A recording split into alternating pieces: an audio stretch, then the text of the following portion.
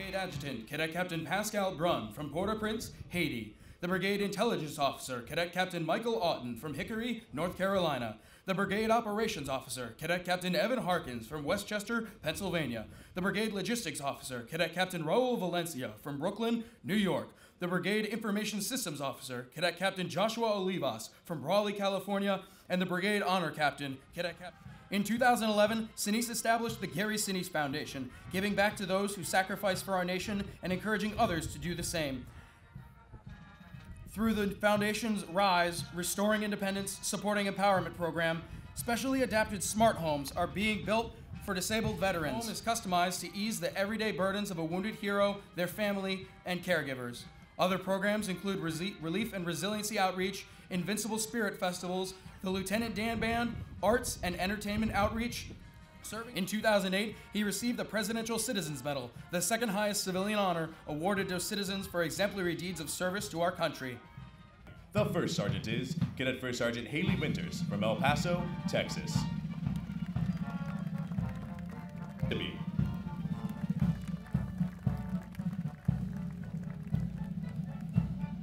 Company F is commanded by Cadet Captain Jake Baumeister from Fayetteville, North Carolina.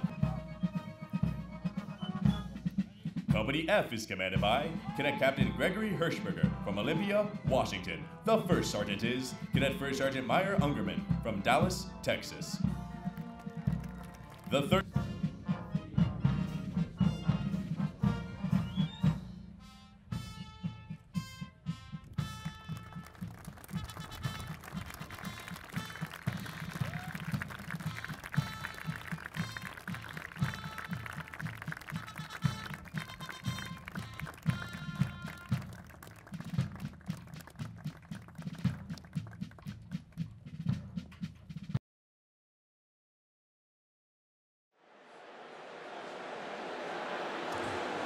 Ladies and gentlemen, may I have your attention, please? I hope everyone enjoyed their meal. And at this time, I'd like to introduce the 59th Superintendent of the United States Military Academy, Lieutenant General Robert L. Chasm, Jr.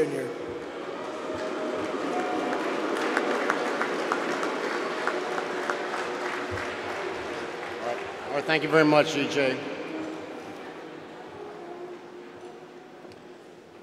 Mr. Sinise, Mrs. Moira Sinise, the Sinise family, General and Mrs. Saint, distinguished guests, friends, alumni, and members of the Corps of Cadets, good evening. There's a scene in the movie Forrest Gump.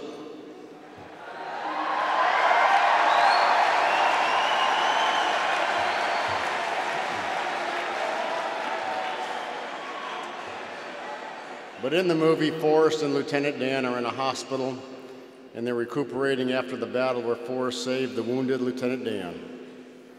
And as a result, Lieutenant Dan had to have his legs amputated. If you recall the scene, Lieutenant Dan is bitter, angry at Forrest Gump because Lieutenant Dan wanted to die on the battlefield, and as he felt about it, to die with honor. So Lieutenant Dan, if you remember, yanks Forrest out of the bed onto the floor, angrily chewing him out for not leaving him on the battlefield. Lieutenant Dan says to him, "You cheated me. I had a destiny. I was supposed to die in the field with honor. That was my destiny, and you cheated me out of it. You understand what I'm saying, Gump? This wasn't supposed to happen. Not to me. I had a destiny. I was Lieutenant Dan Taylor." And Forrest, even though he was a little shaken up that his lieutenant grabbed him like that, simply replied, "Sir, you're still Lieutenant Dan." So that simple, direct reply, reminding him that despite his injuries and despite the loss of his legs, the essence of who Lieutenant Dan Taylor is his character, and that still remained intact. It's a great lesson for all of us, no matter what our circumstances, no matter what may happen to us physically or mentally. The essence of who we are does not change, because who we are is defined by our character and our values. And that's a lesson, it's a familiar lesson, and it becomes fundamental to all that we do here from the first day on, and that is to learn about what it means to be leaders of character. So now Lieutenant Dan Taylor is a fictional character, but we are privileged this evening to recognize the man who portrayed Dan Taylor in that movie.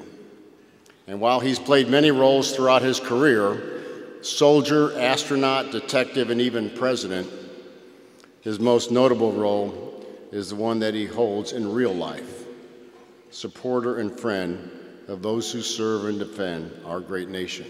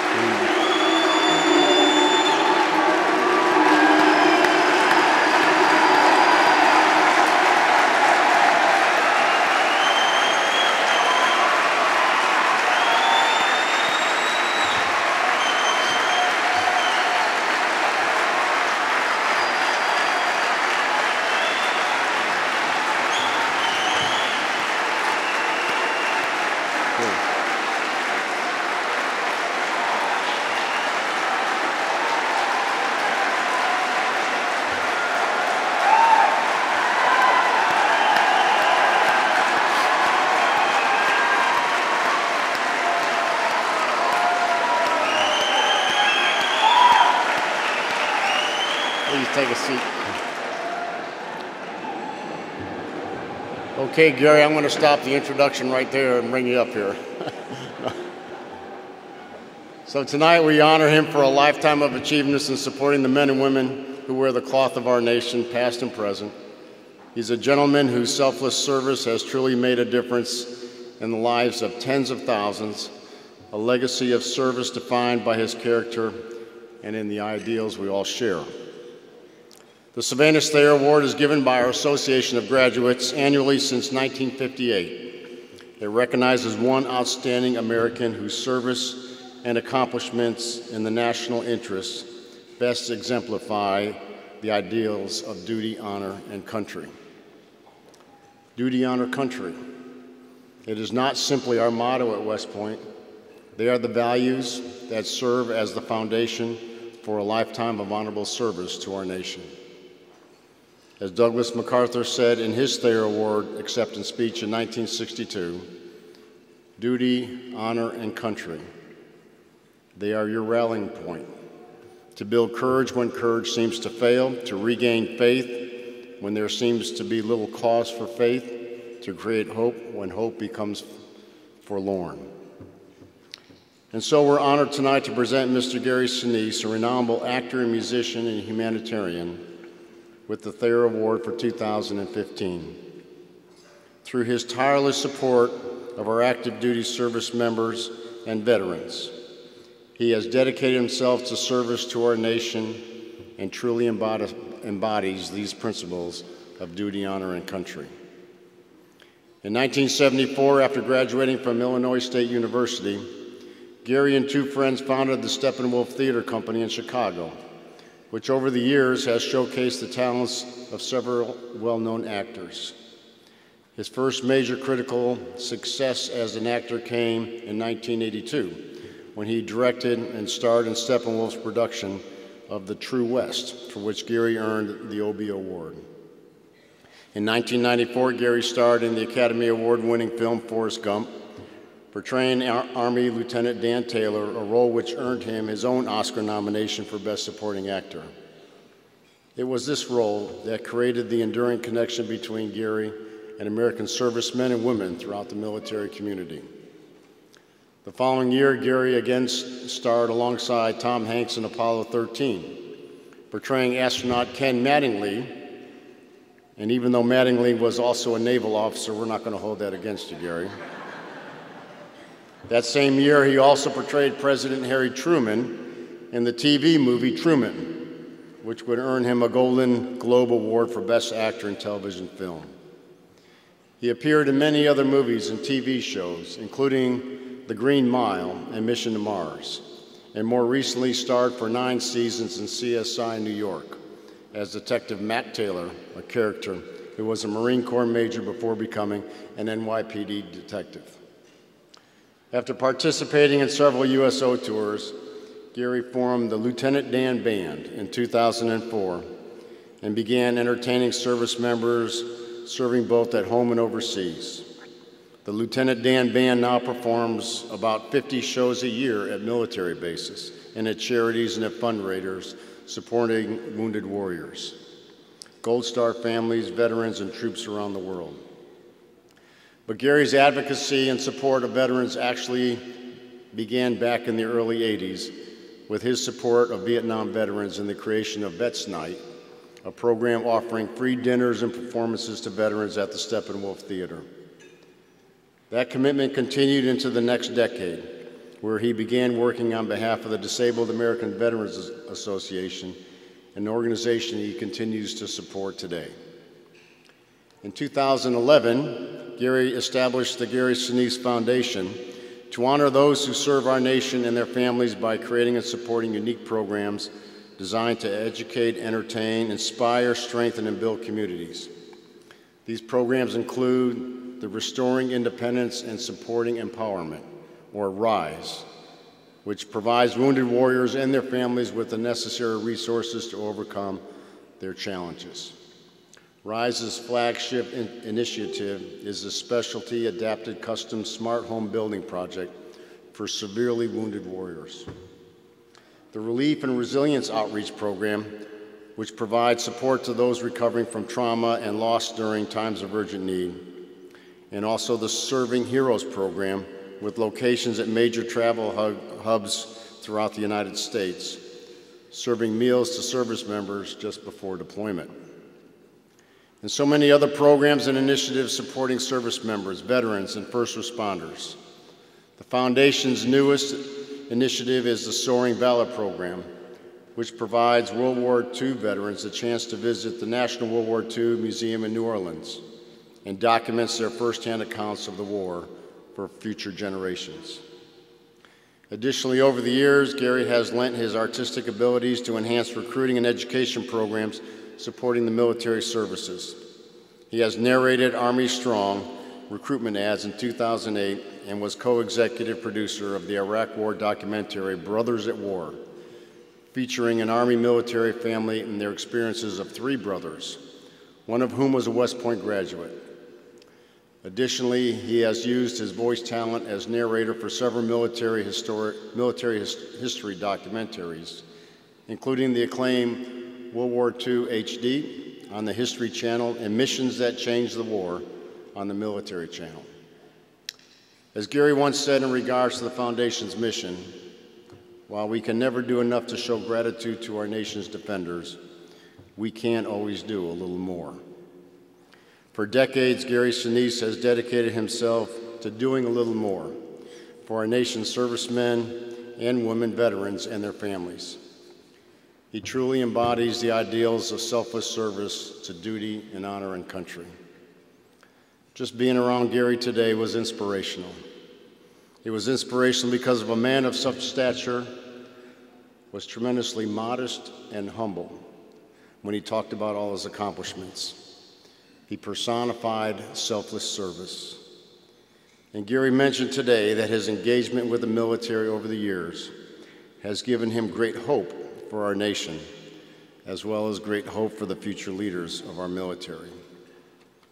So Gary, you are an inspiration and an example for all of us to emulate. And thank you just seems to be a little inadequate. But on behalf of the Corps Cadets, the entire West Point community, all of our service members and veterans and wounded warriors everywhere, we thank you for your tireless support of those who serve, for exemplifying the values of duty and honor and country. We're honored to recognize you this evening for your countless achievements and for showing us what selfless service looks like.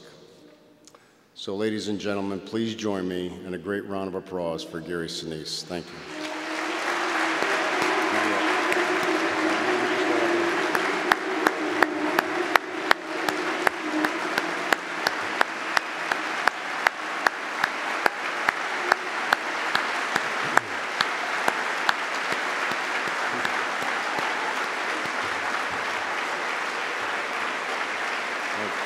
Thank you.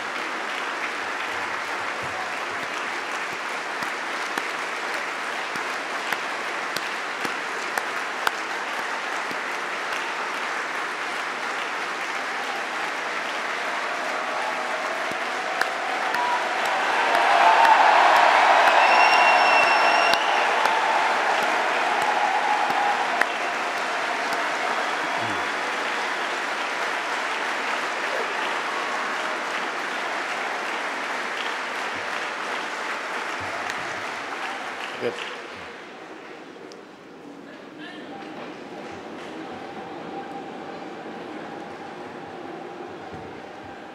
So, ladies and gentlemen, it is now my pleasure to introduce, and not just yet our distinguished guest, but it is my pleasure to introduce the chairman of the Board of Directors of the Association of Graduates, Lieutenant General Retired Larry Jordan. Sir, thank you.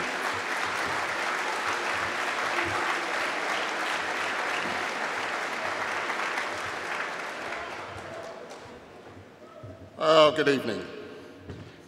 General Caslin, on behalf of the Association of Graduates, I'd like to thank you, the staff and faculty of the United States Military Academy, and the Corps Cadets for hosting this 2015 Sylvanus Thayer Award. And in particular, I'd like to thank and congratulate the Corps Cadets for that splendid review this afternoon. You look superb as always, and you make us all so proud.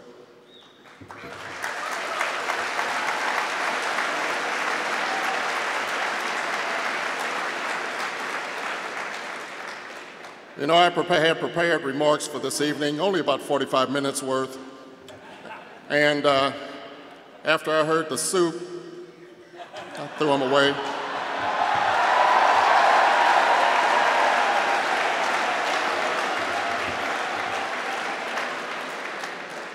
He said it all. You know, Bob, generals speak a lot better nowadays than they did in my day. But I think the Corps is about ready for the Sylvanus Thayer Award winner. So without further ado, I'm going to ask General Caslin and Mr. Sinise to come forward, please.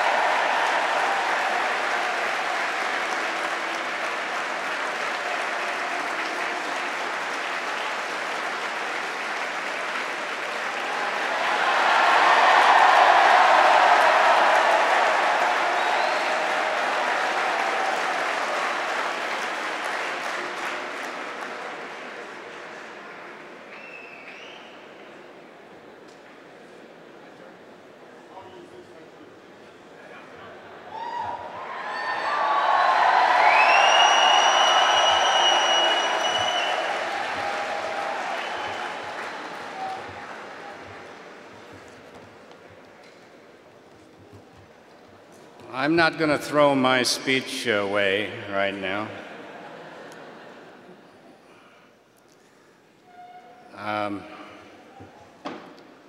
It's pretty overwhelming to be here. This has been a magnificent day. Lieutenant General Caslin and Mrs. Caslin, Brigadier General Thompson, Mrs. Thompson, Brigadier General Traynor, and Colonel Brazel, Command Sergeant Major, some Brazel fans out there, that's good. Command Sergeant Major Clark, West Point Association of Graduates Board Chairman Larry Jordan, Colonel Retired Robert McClure, distinguished guests, and the Corps of Cadets of West Point.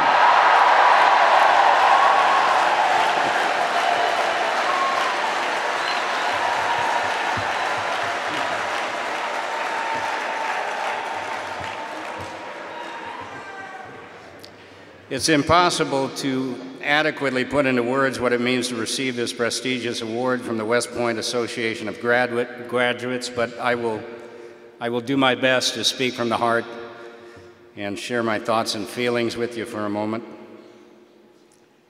Reviewing the Corps of Cadets on the plane earlier today will be a magnificent memory that I will cherish, and to stand in this sacred hall and to now be among such a distinguished list of recipients who have stood here in the past, addressing you as I am now, it's just simply overwhelming, and I am deeply grateful. While I do not seek acknowledgement, and it's hard for me to imagine myself deserving of such a tribute, as there are so many who inspire and motivate me each day by their courage and selflessness, it's my hope that by shining a light on me tonight, we will help to raise a deeper awareness for the many sacrifices that our military and our military families continue to make each day in our nation's defense. So, wanting to know a little bit more about the man this award is named for, Sylvanus Thayer, class of 1808, I did a little bit of research. What an amazing person he was, dedicated to service, well respected by the Corps of Cadets at the time. During his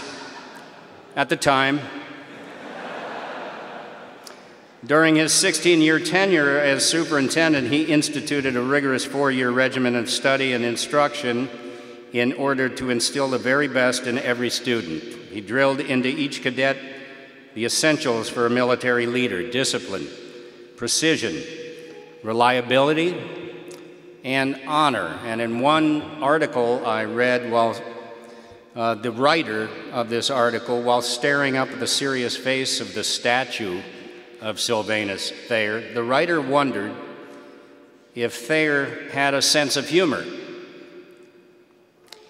And I'm sure he must have, as I understand that Thayer Week is one of the most enjoyable and funniest times of the year for the cadets.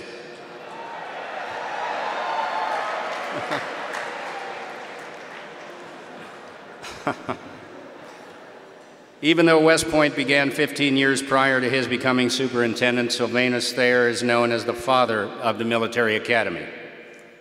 He lived a life of service to duty, to honor, to country, and I'm deeply moved to receive this acknowledgement in his name.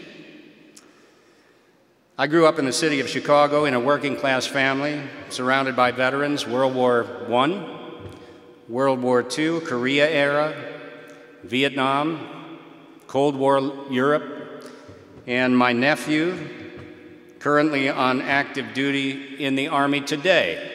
Go Army!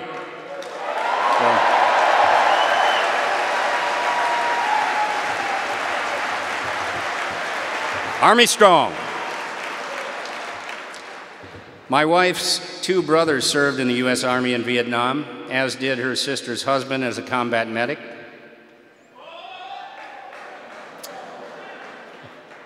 The younger of the 2 brothers served as a helicopter pilot there and left the Army shortly after returning home.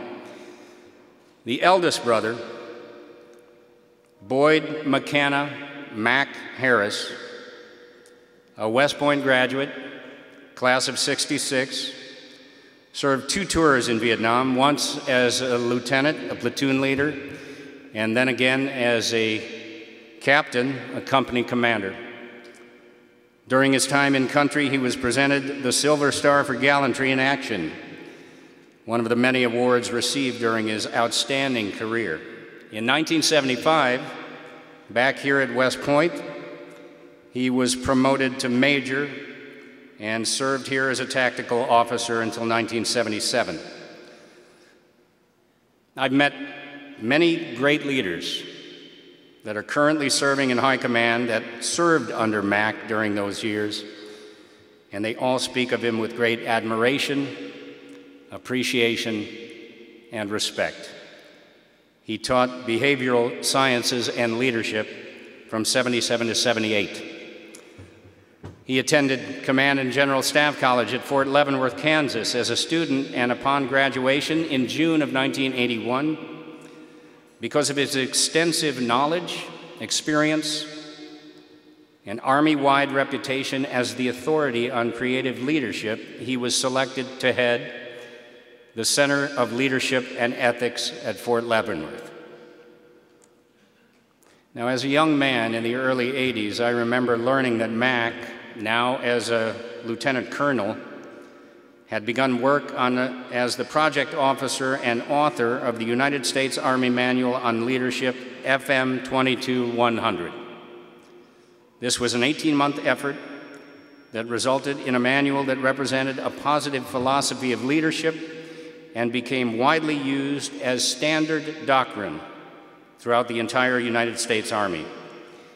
It was published 32 years ago this month in October 1983, the same month that sadly his promising career was cut short and he would pass away from cancer at age 39. For his exceptional work on FM 22-100, he would receive the Legion of Merit Medal. Now, I always remember, what does a leader need to be, know, and do? This principle was conceived and authored by my brother-in-law, Mac Harris. His dear friend, a lieutenant colonel at the time, Herbert J. Lloyd, gave the eulogy at his funeral, and he wrote, "Mac will continue to live in all of us who knew him. As we read his leadership manual, his influence will be felt for decades to come." I'm proud to say at both Fort Leavenworth and here at West Point, Excellence in Leadership Awards are presented in his name annually to an outstanding student leader. It's certainly a tremendous achievement, and our family is so proud that Mac is forever linked to these esteemed colleges in such a prestigious way. And last year, the summer of 2014, we had the great pleasure and privilege of dedicating a suite at the Thayer Hotel in Mac's honor. I'm staying in that suite now. It's a true blessing, as he loved West Point so dearly. Duty, honor, country. Lieutenant Colonel Boyd McKenna Harris lived a life of service to others, and I was inspired by him and learned much from him in the short time I knew him. He attended these ceremonies himself as a young cadet, and now that I'm standing here tonight, I know that he is with me. I'm grateful that his wife Anne and daughter Katie are here tonight, and I thank them both for being here.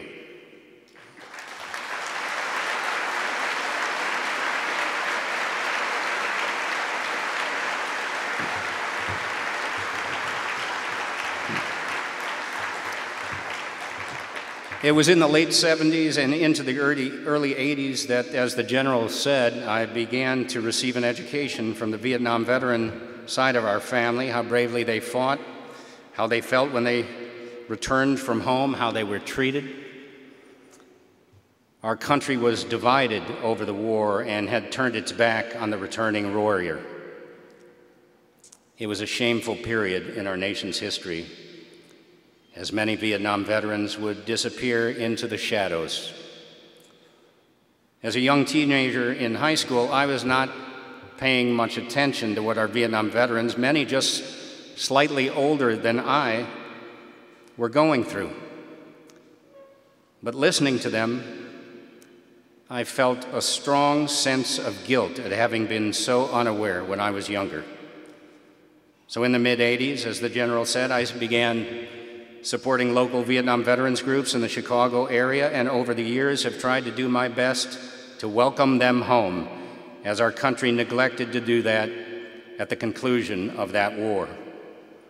I'm currently the spokesperson for the effort to build the Education Center at the Vietnam Wall in Washington, D.C., which will tell the stories of over 58,000 who gave their lives during that war. The names of the fallen are currently on display here at West Point on the traveling exhibit, The Wall That Heals. I encourage you all to try to see that, as we must never forget the cost of freedom. In 1987, wanting to branch out in my acting career, my wife and I moved to Los Angeles, and after many auditions and landing a few small roles in 1993, I had the opportunity to audition for a little movie called Forrest Gump. Anyone see Forrest Gump in here?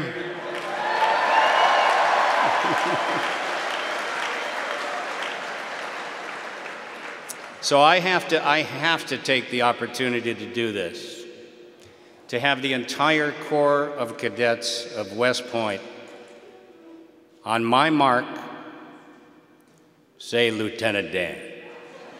1, 2, 3. Awesome.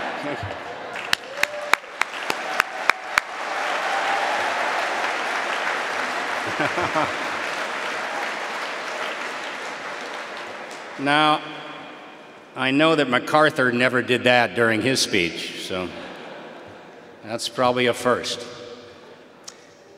Having spent many years supporting Vietnam veterans, I desperately wanted to play the Vietnam veteran, Lieutenant Dan Taylor, and was lucky to land that part. Lieutenant Dan, of course, is a disabled veteran who faces the challenge of losing both his legs in battle, but it is also the beautiful story of resilience, of moving beyond the war experience and succeeding in life. And that is the story that we want today for all our warriors returning from the battlefield, isn't it?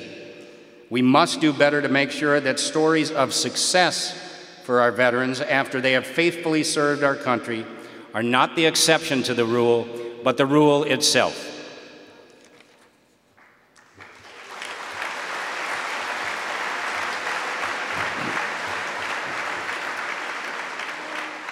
In 1994, a few weeks after the movie opened, I was invited to receive the Commander's Award from the Disabled American Veterans Organization for playing Lieutenant Dan.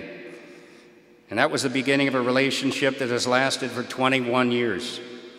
And during that time, in supporting the DAV and other efforts, I have met many, many real-life Lieutenant Dans who have inspired me by their example of never giving up, no matter how difficult the challenges of their injuries might be. 7 years later, on that dark day of September 11, 2001, our nation was attacked. Our way of life was threatened, and America was called to arms to defend freedom once again. As our men and women in uniform stood to answer the call of duty to preserve our country and destroy our nation's enemies, my heart went with them, and I was called to a new action to support them in any way I could, to make sure that our service members responding to the attacks of 9/11 would never be forgotten or neglected, as our Vietnam veterans have been. There's a healing power in service work. And as my heart was broken after that terrible day, as fear crept in as to what the future would hold for my country, for my family, I needed to do something to assuage that fear, to help heal that broken heart, to stand behind our country. And so I began to take action and employed my efforts towards serving those who would answer our nation's call. And what can an actor do? I volunteered for the USO. And on my first trip to Iraq, in June of 2003, I met a man named John Vigiano, a former Marine and retired New York City firefighter who lost both his sons at the World Trade Center. Over the years, he and his wife Jan have become very, very dear friends. Their strength and resilience has been an inspiration to me. John introduced me to many members of the FDNY who were there on that terrible day, who lost friends and loved ones, and who have inspired me with their selfless service to help those in need, especially those wounded in battle in Iraq and Afghanistan. These dear pals of mine honored me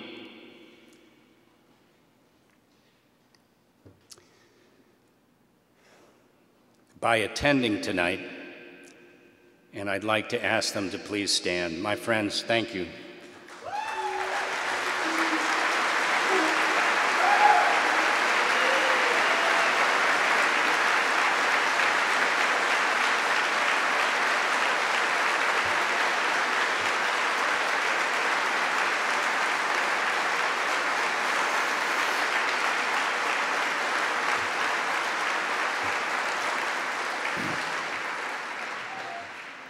Inspiration and mentoring are so important in our life's journey.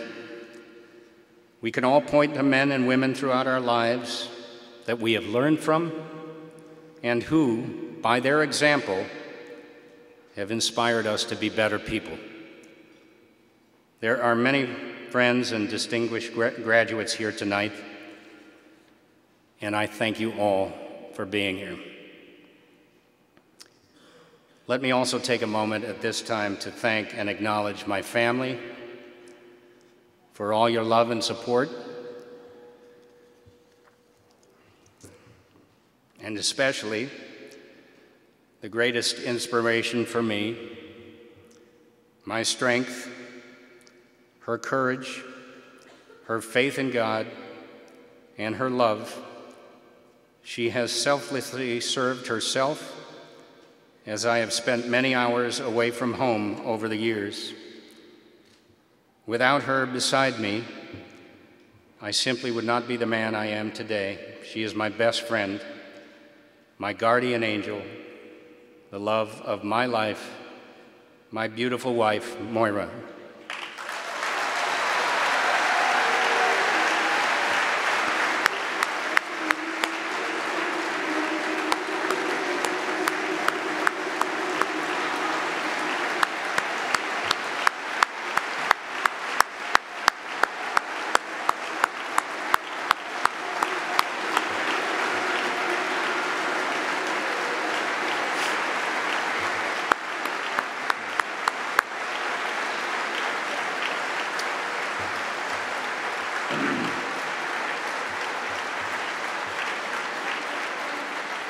Thank you for that.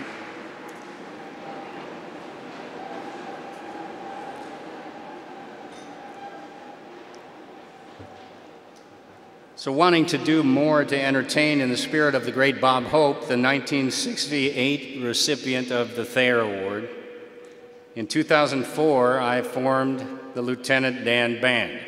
Everywhere I was going in the military, they were calling me Lieutenant Dan, so I just went with it.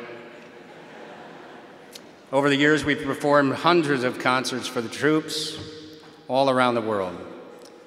Supporting many military charities became another way to serve, and learning much along the way, and with a full acceptance that this service work was a passionate and important part of my life. As the General mentioned, in 2011, I decided to bring all these endeavors together to serve our veterans under one umbrella, launching the Gary Sinise Foundation. Each day, we strive to serve and honor the needs of our defenders, our first responders, and their families. It is said that people don't care how much you know until they know how much you care, and that actions speak louder than words. It is clear that after the attacks of September 11th, there are those who saw the challenge our country faced and surely wanted to take action and to show how much they care. I know that was the case for me. I've tried to do everything in my power to pitch in to serve and support those who were answering the call to defend our nation against the evils of this world. in this dangerous 21st century, is there any doubt that the call will come again and again and again? As the many enemies of freedom are getting stronger, America is at risk. And if less than 1% of our citizens, if you, our honored Corps of Cadets, are willing to serve, then I believe that we, as citizens, must try to do our very best to serve you back. I often cite a powerful quote from the 30th President of the United States, Calvin Coolidge, that speaks volumes when he said, "The nation which forgets its defenders will itself be forgotten."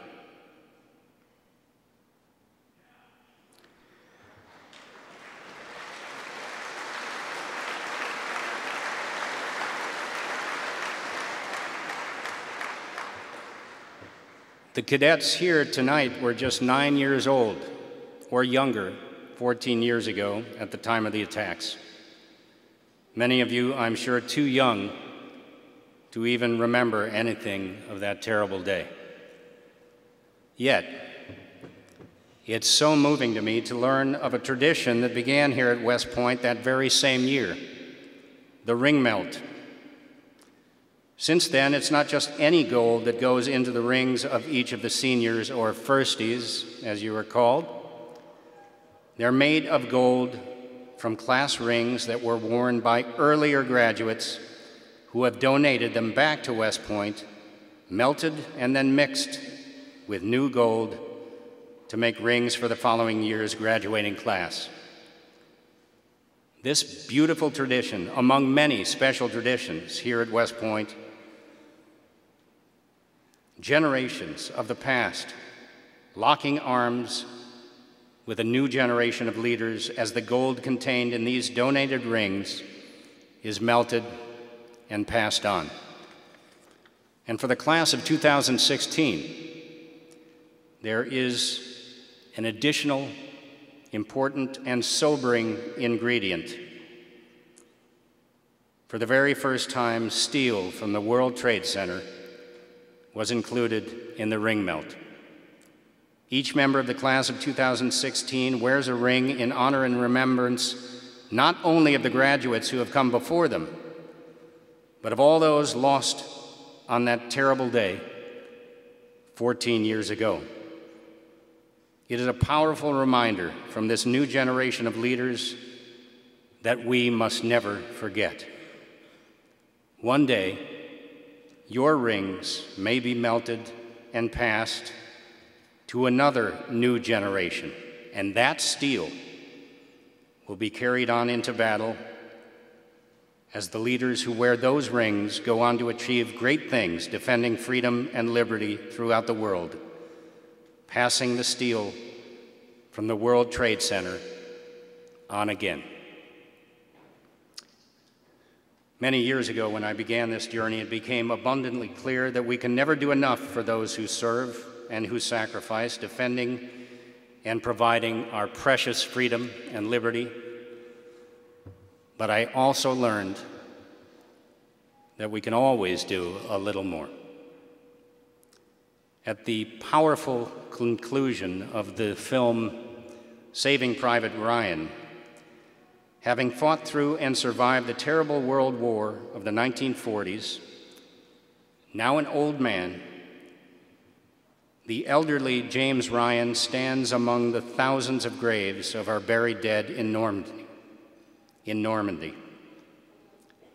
After looking down at the grave of the man who gave his life to save him, his own life now near its natural end, Ryan looks into the eyes of his wife and says to her, tell me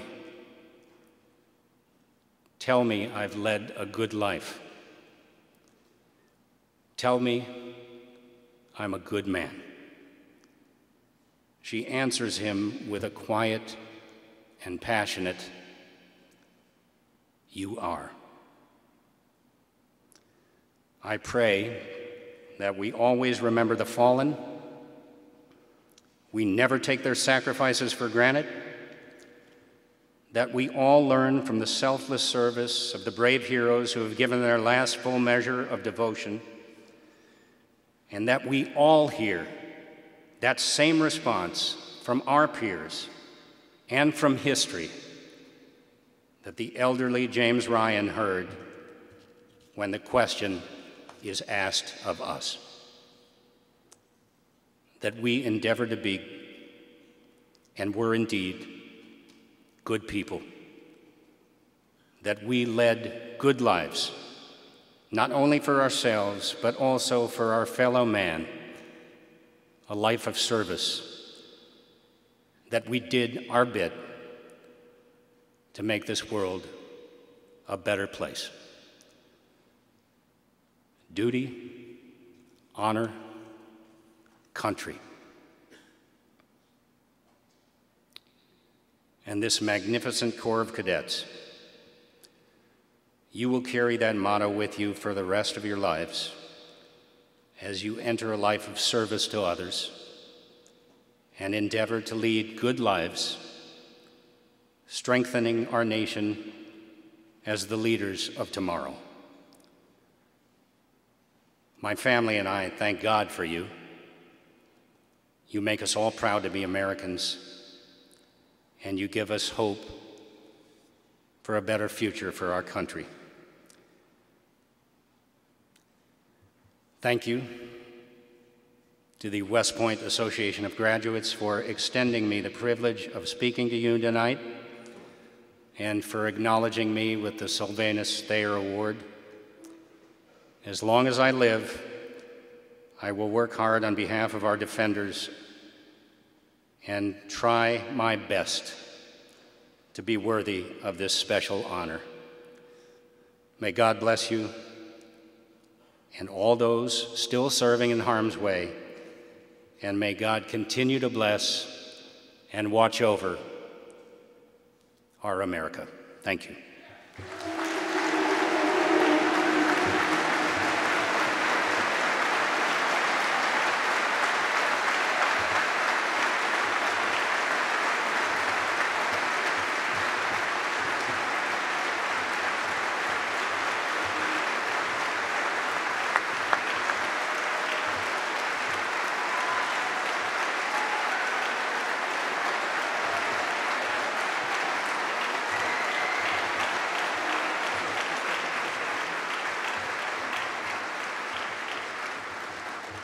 So, sir, on behalf of us here at the Academy, we'd like to present you with this cadet saber as a token of our appreciation. Thank you very much.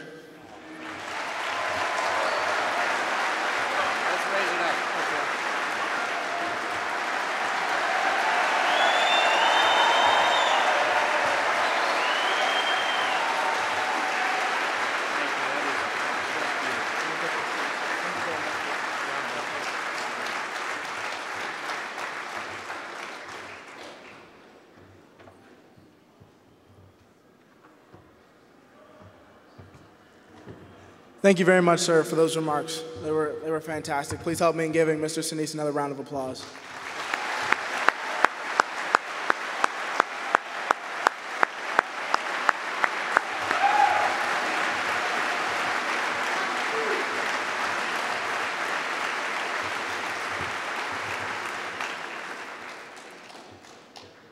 Ladies and gentlemen, please stand for the singing of the Alma Mater by the Cadet Glee Club.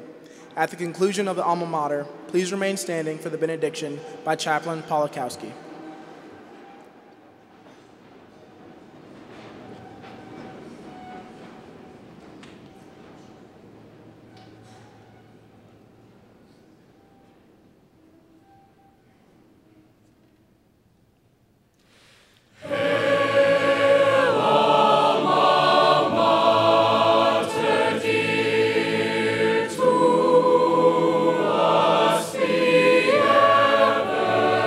Near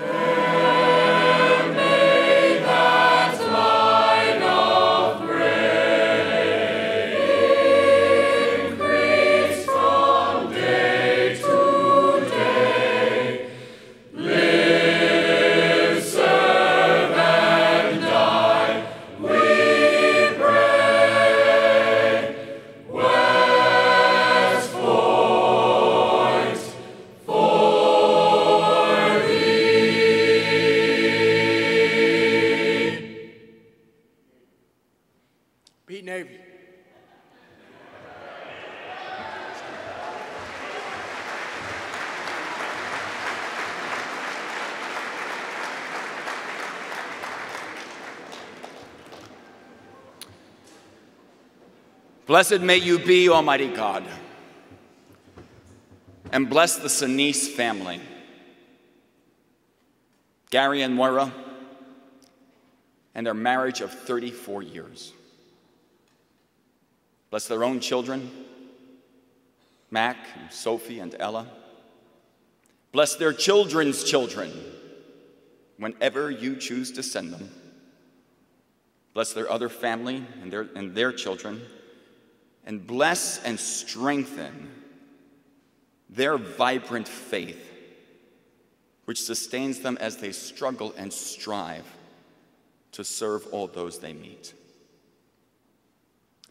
Bless Mr. Sinise's career and his efforts to positively affect our culture through his work in movies and in music, and through the great example he sets of truly selfless service to our veterans and our active military. Lord God, I ask you to bless our Corps of Cadets, our faculty and staff, and all our country's senior leaders, and bless this wonderful place we call West Point, where we seek to serve and better our country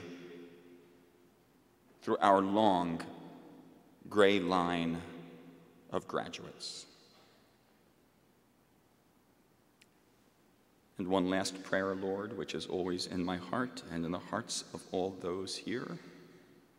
As always, beat Navy! Amen.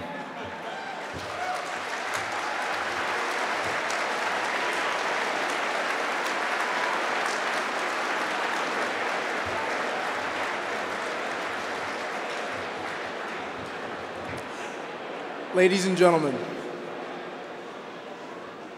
thank you for attending the Thayer Award presentation this evening. Guests and members of the Corps, please remain at your tables while the official party departs.